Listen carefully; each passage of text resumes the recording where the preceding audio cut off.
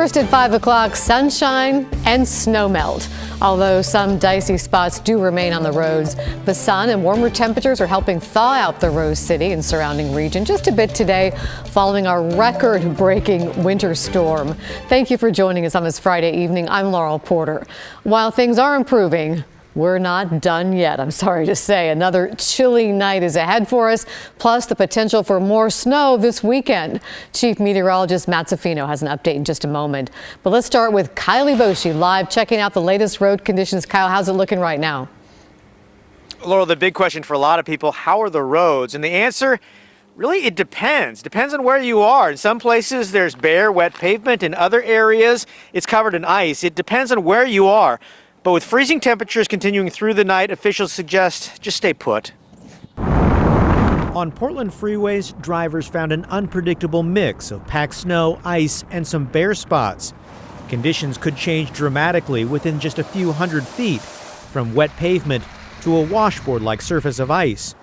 On I-84, this double-trailer truck got stuck on the icy off-ramp at Cesar Chavez Boulevard. Yeah, it's really slick. Yeah, it's still too icy. Cars behind the stalled semi had nowhere to go. People are like myself, just we think we can get to the top when you get about 3/4 of the way, and that ice just starts taking you back. In many places around the Portland metro area, chains or traction devices seem to help. As of midday Friday, nearly 24 streets in Portland were closed due to unsafe conditions or because vehicles were blocking the road. At Northeast Columbia Boulevard and 82nd, a string of abandoned cars prevented road crews from clearing the on-ramp. Sun and temperatures just above freezing helped thaw many spots. Just depends on where the sun hits, really.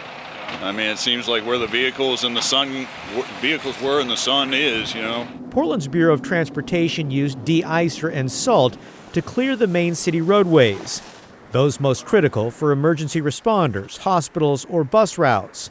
That meant many residential streets went untouched. I mean, this is Portland. We're not built for this kind of snow, so I don't expect this to ever really be cleared, and that's okay. You know, I'm just going to try to get to the main roads and then be safe from there. Tyler Bullen of the Beaumont-Wilshire neighborhood hopes traction devices will help, but realizes in these conditions, he'll likely face an unpredictable combination of snow, slush, and ice.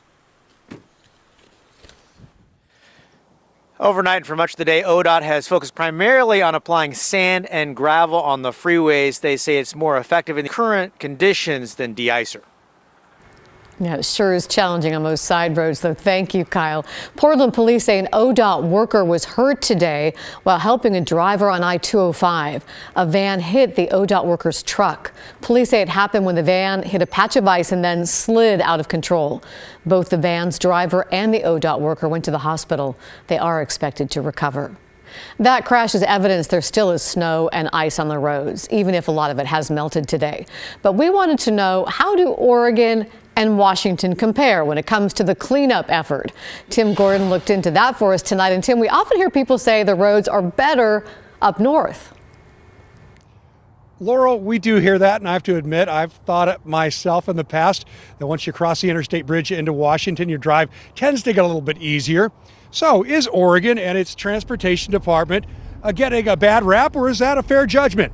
Well, we do know in the case of this past storm, the unexpectedly big snowfall along the I-5 corridor was especially bad on the Portland side. There was less snow to contend with on the freeway up here on this side of the river. That said, this feeling goes way back for some drivers that Oregon doesn't clear the highways as well as they do in Southwest Washington. Now, we got both ODOT's and WashDOT's take on this. First, ODOT. Clark County is mostly flat and straight. In Portland and the Portland area, we have a much more complicated system with a lot of bridges, a lot of flyover ramps, and a lot more interstate highways that we have to deal with. I think we just had it a little bit easier. Snow levels were different, elevation levels are different, geography is different. So Washington to Oregon is really an apples to oranges comparison. The difference is dramatic. You hit Washington and the roads are more maintained. It's like they're taking care of it early in the morning. Whereas Oregon, when I was on the road, it was not like that. It was very dangerous, icy, lots of backups. Okay, so that last person was a commuter who spent 7.5 hours on Wednesday going from her workplace in Beaverton to her home in Washington State. And obviously for her, not a lot of love today for ODOT, maybe it'll heal.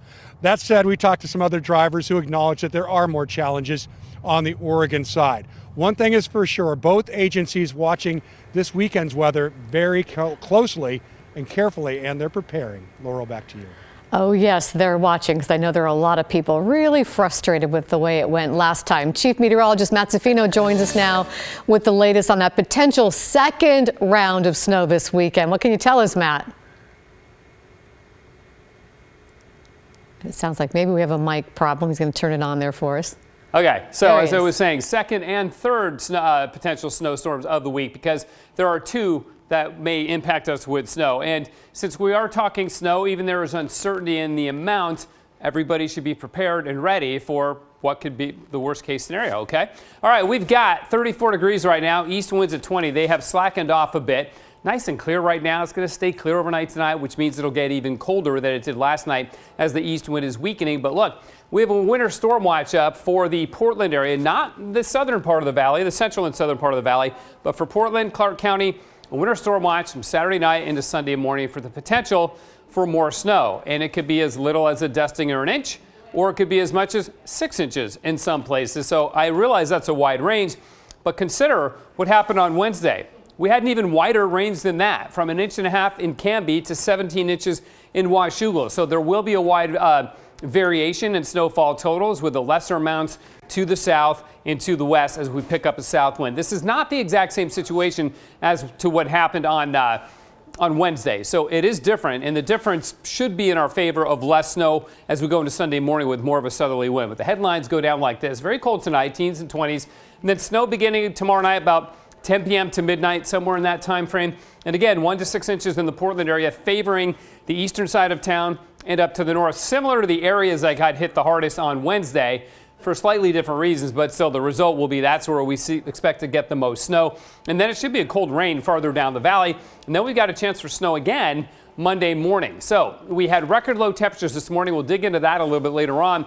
Our old storm now impacting California in a big way. Our attention turns to the north and this system, which brings more cold air behind it too. So a lot going on, but the bottom line, Laurel, is yes, we will see snow again Saturday night into Sunday morning. Back to you. The winter wallop hits continue. Thank you, Matt.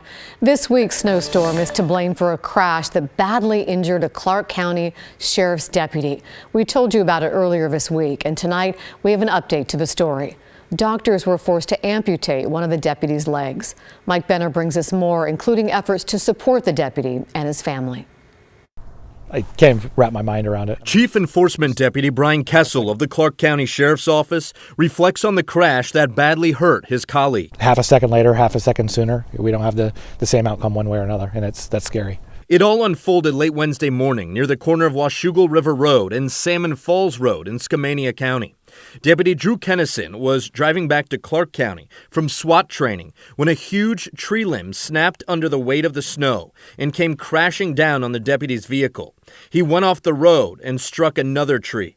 Fortunately, other deputies and police officers happened to be caravanning back to Clark County as well.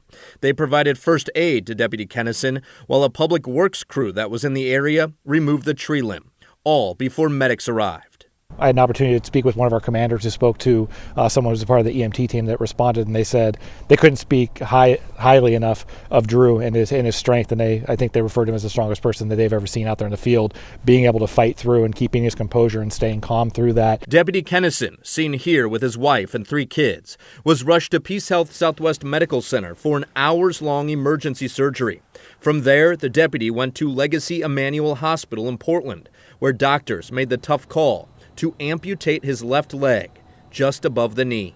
It's a long process. I think there's a lot of emotions that are going there. There's the hope and the determination. He wants to get back. He wants to get back and doing the things that he was doing, the things he was training to do when this accident happened. And so he's got a lot of drive, but with that comes, I'm sure, other emotions too, and fear and pain and all those things. But the strength that he has, I think that's what's pushing him through, and it's going to bring him back here with us.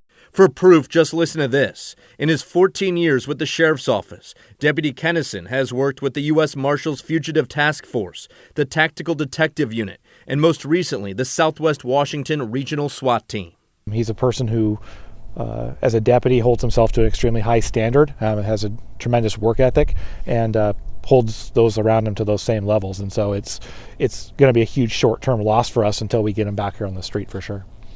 All right, as you can imagine, Deputy Kennison's lengthy recovery will be costly, and because of that, the Clark County Deputy Sheriff's Guild is fundraising for him and his family. If you want to donate, you can find a link to that fundraiser on our website, kgw.com.